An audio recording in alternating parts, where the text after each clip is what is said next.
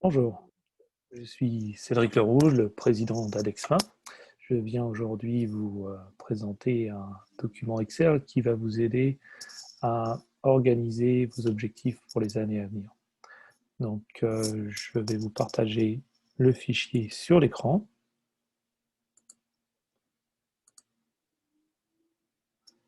Voilà.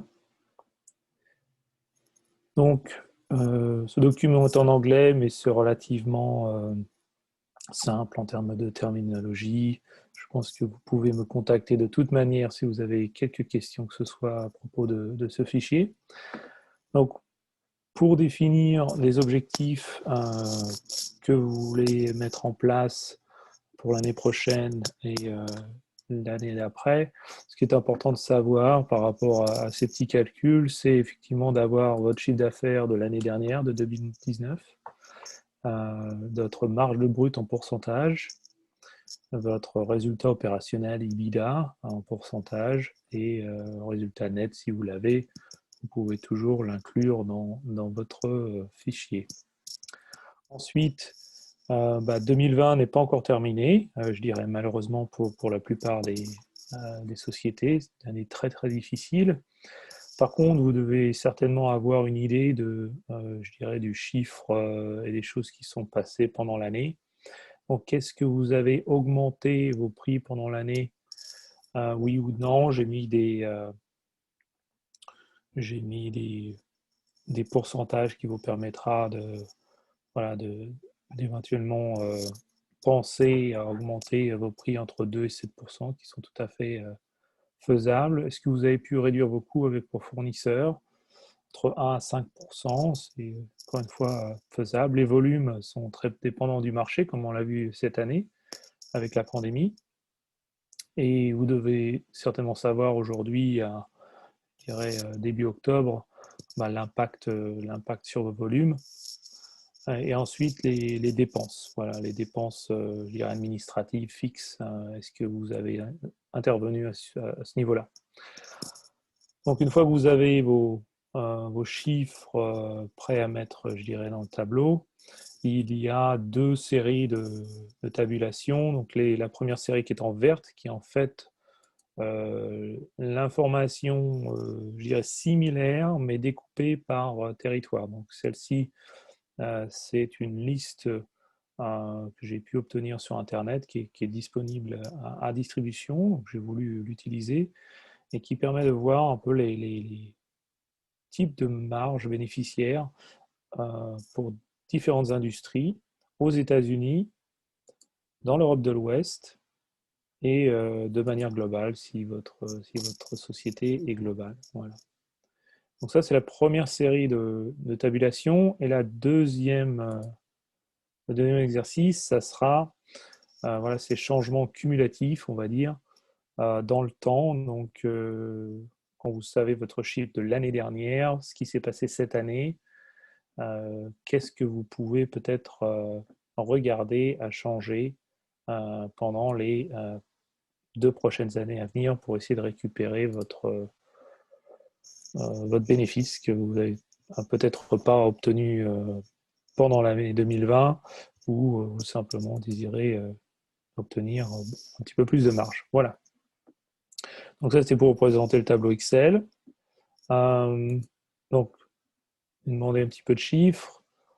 Comment on fait pour les utiliser? Regardons, alors on va basculer sur l'Europe de l'Ouest. Alors ici, j'ai mis, vous mettez votre société, voilà, vos chiffres dans la partie grise, y compris ici en chiffre d'affaires et les pourcentages de changement. Donc, pour l'instant, c'est tout à zéro. Et ce qu'on va faire, voilà, vous mettez votre société et puis j'ai décidé voilà, que c'était un contracteur général, par exemple, qui fait donc dans l'industrie du service. Alors, ce que vous pouvez faire, c'est regarder dans cette liste d'industries s'il y a quelque chose, on va dire, dans les services. Et effectivement, il y a Business and Consumer Services. Alors, je vais mettre Business. Voilà. Et donc, cette source de données a pu collecter l'information donc, sur, comme vous le voyez, plus de 6000 entreprises. Et dans ce secteur-là, 207 entreprises sur le secteur de l'Europe de l'Ouest. Et donc, cette moyenne dégage une moyenne en fait, de marge brute, à peu près 30,81%. Résultat opérationnel, EBITDA à 10,91 et un résultat net à presque 5%. Voilà. Donc moi, j'ai mis des chiffres tout à fait aléatoires pour servir d'exemple, voilà, pour vous montrer simplement les calculs. Vous mettez les vôtres. Et si vous avez des soucis pour manipuler encore une fois cet Excel, je vous laisse mes coordonnées dans la description et vous me contactez et on le fera ensemble. Donc moi j'ai mis 30% de marge brute, 12% de résultats opérationnels et 4% en net en partant du principe que c'était un chiffre donc de 3 millions d'euros. Voilà. Maintenant, on va regarder à mettre donc des pourcentages de changement sur, on va dire, sur ce fichier-là. Alors aujourd'hui, les volumes ont été très touchés principalement par les entreprises.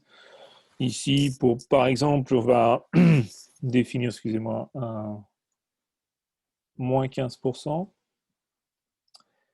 Et ce moins 15%, s'il y a besoin de rajuster vos colonnes, évidemment, vous pouvez le faire sans souci.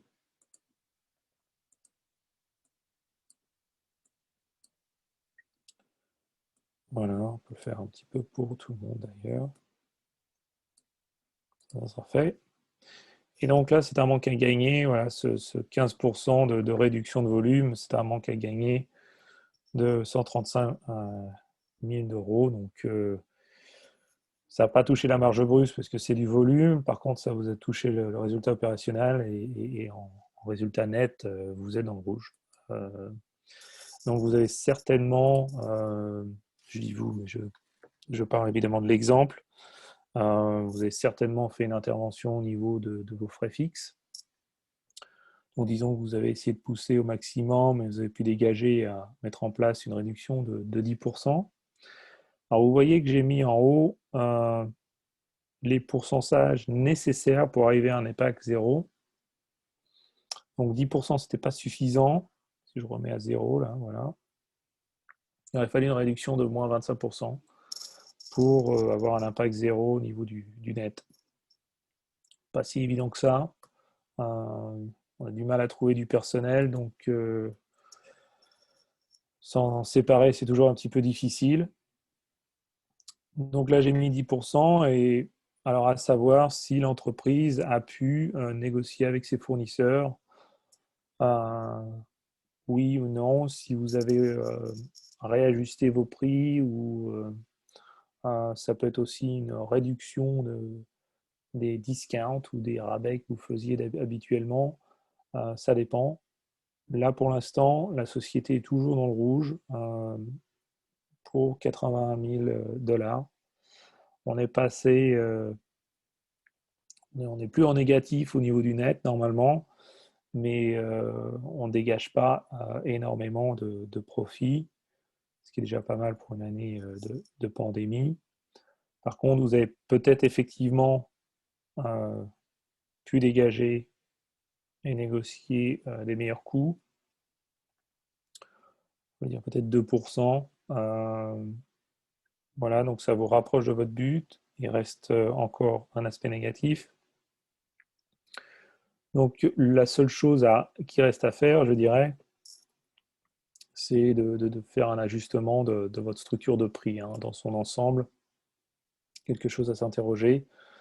Effectivement, là, ça me propose 1,3, on va dire 1,5 en moyenne. C'est toujours quelque chose qui se fait de manière très précise, 1,5% ou 2 ou 3 ou 4 ou 5. on n'ajuste pas ses prix en général de manière globale, on fait ça de manière minutieuse.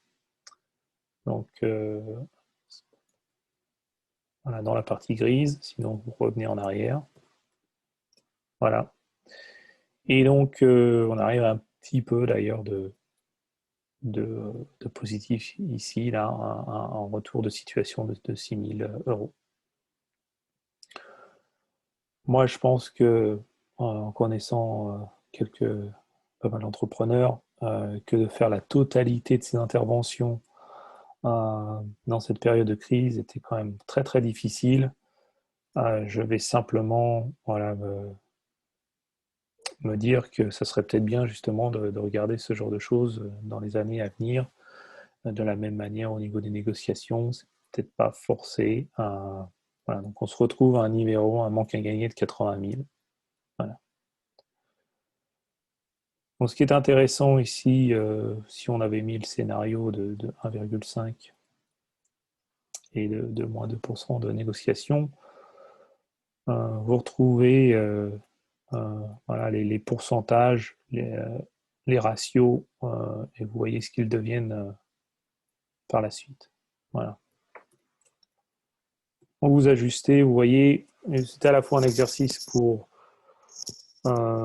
être réaliste par rapport à la situation qui s'est passée cette année, être conscient que peut-être on n'a pas pu tout faire et voir ce qu'il aurait fallu faire au niveau des interventions, certainement au niveau des coûts, peut-être même au niveau des dépenses.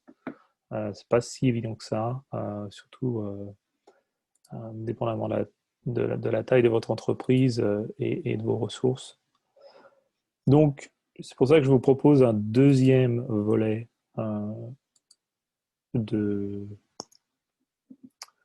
d'analyse.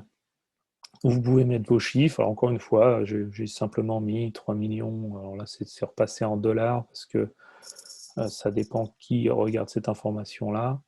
Mais encore une fois, vous pouvez l'ajuster en changeant votre monnaie, évidemment. Donc là, j'ai mis 3 millions de chiffres, le pourcentage de marge brute et le retour, le pourcentage, le ratio opérationnel ou EBITDA.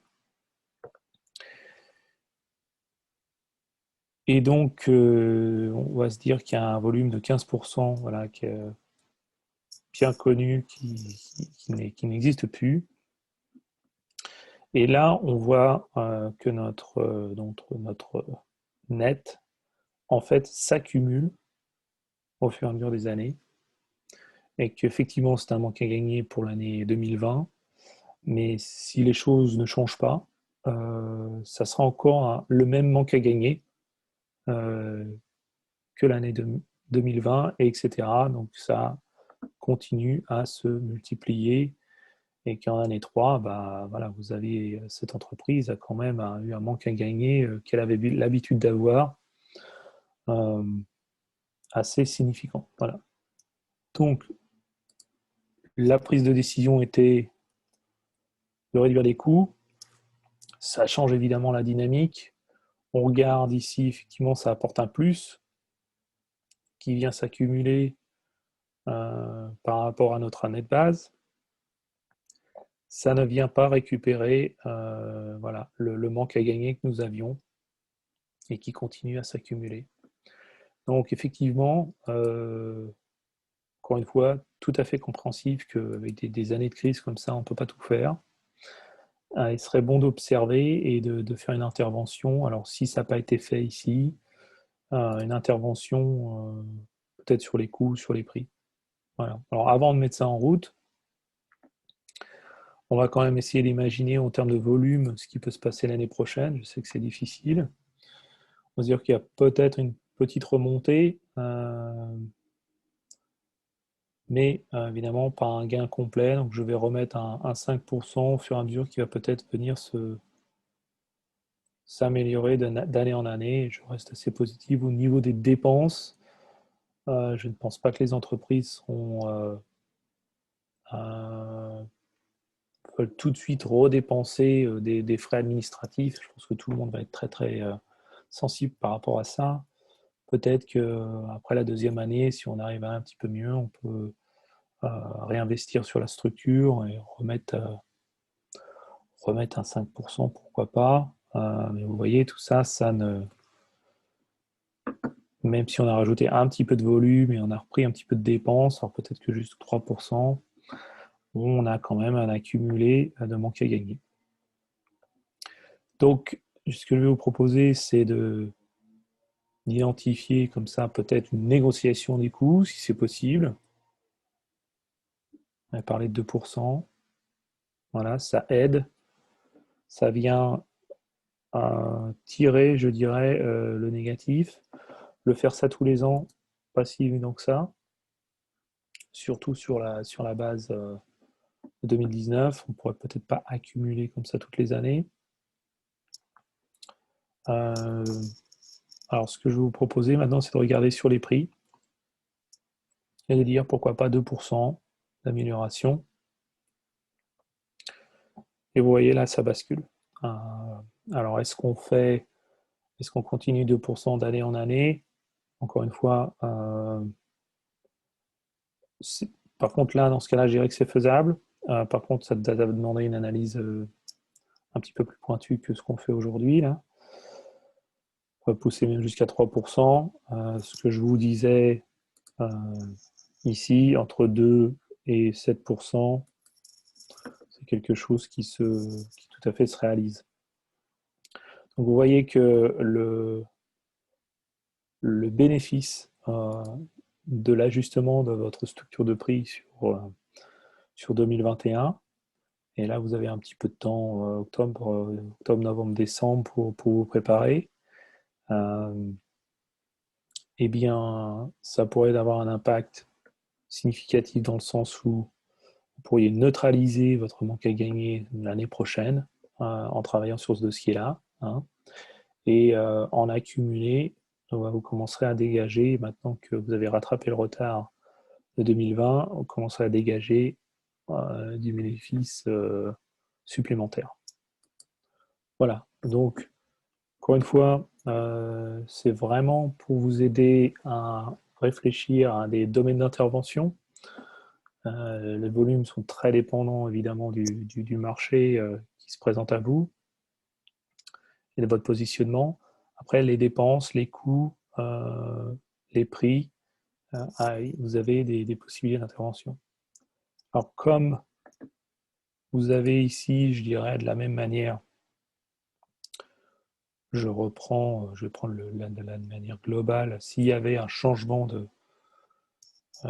si vous faisiez une intervention de 1% sur les prix ou une réduction de 1% sur les coûts, un travail très ciblé sur les volumes pour augmenter vos volumes de 1% ou de réduire vos dépenses administratives de 1%, ces différentes interventions ont en fait un impact complètement différent. Et ça, vous le voyez par, si je trie, là c'est trié par la marge brute, vous voyez que dans tous les cas, peu importe la marge brute, peu importe le secteur d'activité, l'impact avec un ajustement des prix est très très avantageux. Voilà. Par contre, au niveau des volumes, ça bascule. Voilà, en option numéro 2 dans les grosses marges. Et dans les plus petites marges, ça devient un travail sur les coûts. Voilà. Donc je vous redonne également, là, je vous ai donné des exemples, je vous donne un petit peu la même chose sur des sociétés françaises aux États-Unis, un petit rappel des impacts. Et voilà, donc je vous laisse travailler. Contactez-moi. Donc je vous rappelle, mon nom c'est Cédric Lerouge, mon email et mes coordonnées sont dans le descriptif. N'hésitez pas à m'appeler et on peut tout à fait travailler ça ensemble. Merci à vous.